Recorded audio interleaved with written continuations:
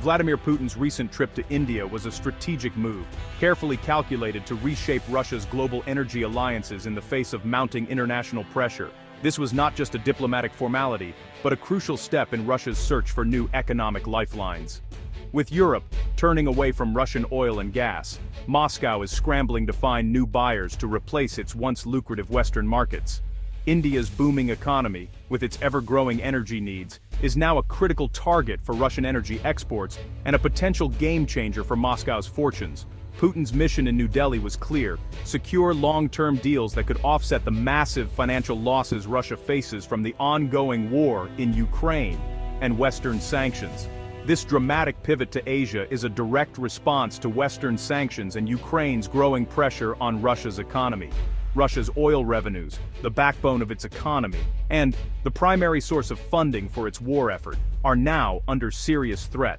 Putin's meetings in New Delhi aim to lock in reliable buyers for oil that Europe no longer wants, hoping to stabilize Russia's economic future.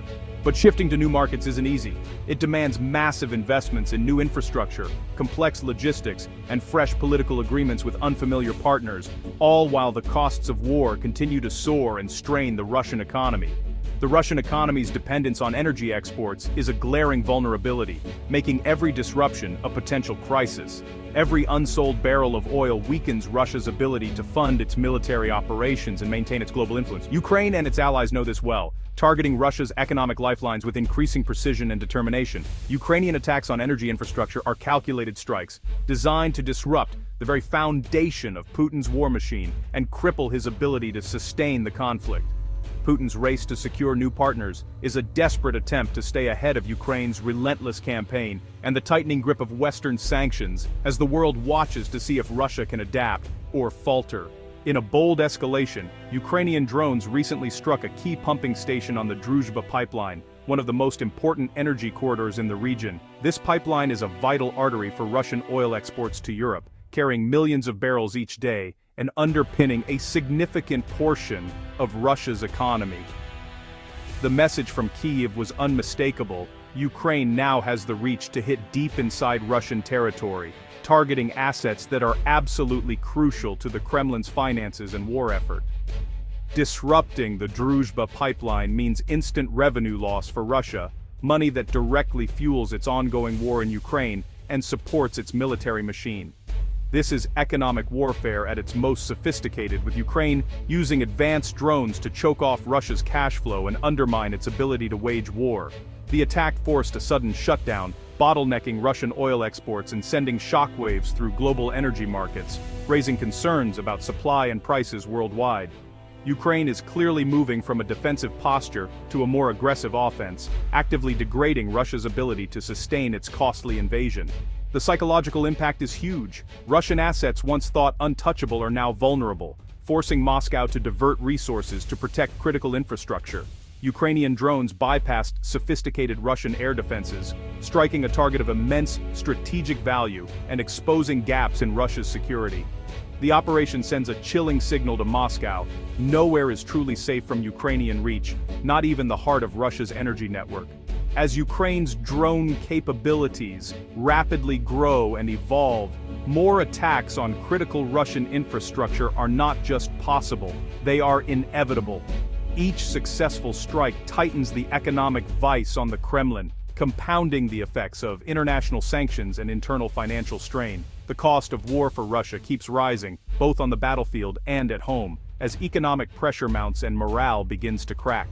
The recent strike on the Druzhba pipeline has thrust Hungary into the center of Europe's energy debate, drawing international attention to its unique position. Hungary, still heavily reliant on Russian oil, faces a difficult dilemma as its energy security is tied to a pipeline that runs directly through a war zone, making its future uncertain. Ukrainian officials argue that oil profits from this pipeline help fund the ongoing war, making the infrastructure a legitimate military target in their eyes. Meanwhile, Russia denounces the attack as terrorism, blaming Ukraine for endangering not just Hungary, but the entire European energy supply. the incident has forced Europe to confront its lingering dependence on Russian energy, sparking urgent debates among EU leaders about the continent's energy future. Countries like Hungary and Slovakia now find themselves under growing pressure to accelerate their shift to alternative energy sources, such as renewables and imports from other regions. For Hungary's government, the promise of cheap Russian energy has long been a political selling point, but the physical threat to this supply is now undeniable and, increasingly, hard to ignore. The war's unpredictability combined with Ukraine's growing use of drones means that future disruptions to energy infrastructure are not just possible, but likely. Hungary is caught in a difficult position, torn between its economic reliance on Moscow and mounting EU pressure to take a firmer stance against Russian aggression. The pipeline attack was more than just sabotage. It served as a stark geopolitical warning to all of Europe about the risks of energy dependence. As a result, Europe's remaining ties to Russian energy are now riskier than ever, forcing countries to rethink their strategies for energy security and independence. The Kremlin has long shielded Russians from the war's true costs, but Ukraine's drone strikes are changing that. Attacks on fuel depots and refineries have led to shortages, rationing, and rising prices in Russian regions. Disruptions now extend to power and internet outages, creating real anxiety for ordinary citizens. The narrative of a distant, painless conflict is crumbling. Social media and private conversations reveal growing frustration with the government's inability to protect its own territory. Putin's social contract, stability in exchange for political apathy, is under strain. When daily life is disrupted, the war becomes personal. These frustrations erode public support for the war and the leadership behind it. The Kremlin downplays the damage, but regional officials' pleas for calm show the problems are real. Ukraine's strategy is working. It's bringing the war home to Russians.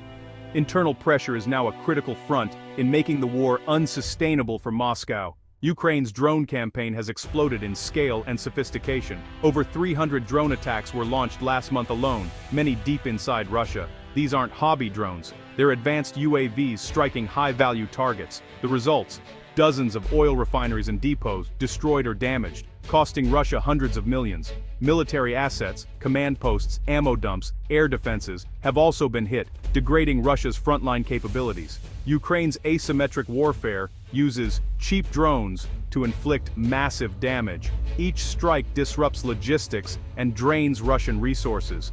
Ukrainian intelligence pinpoints critical nodes, maximizing impact with surgical precision. This isn't random bombing. It's a sustained, targeted campaign. Ukraine has turned drones into a powerful offensive weapon, keeping relentless pressure on Russia.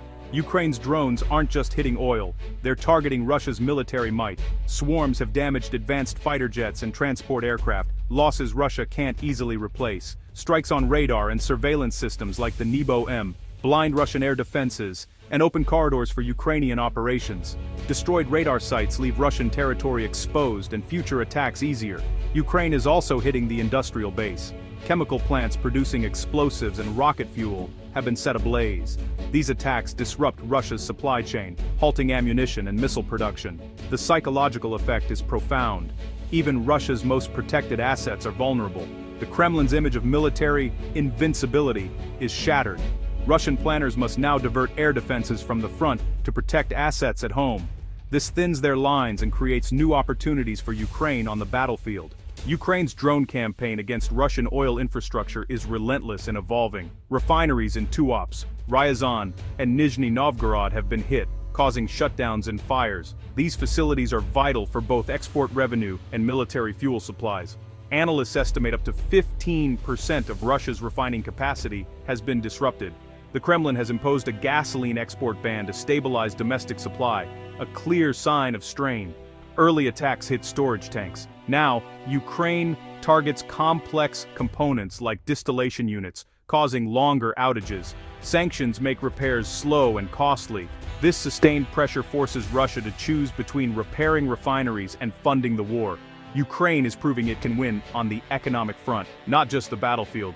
The war of attrition is being fought with drones, economics, and strategy. Ukraine's drone campaign focuses on military and industrial targets, oil refineries, ammo factories, military bases. The goal: disable Russia's war machine, not terrorize civilians. Russia's strategy, by contrast, deliberately targets civilians and infrastructure, apartment blocks, schools, power plants. This is a violation of the laws of war and a war crime. The toll on Ukrainian children is devastating. Hundreds killed, millions displaced, thousands of schools destroyed. Children now learn in shelters and online. Osterdindam, amtiamos, Usterkurb, Undandam, on by their lives upended by constant threat. Supporting Ukraine means supporting efforts to protect and educate its next generation. Fundraising is underway to build bomb shelters for schools and keep kids safe. By helping, we counter Russia's terror with hope and resilience. Thank you for standing with Ukraine.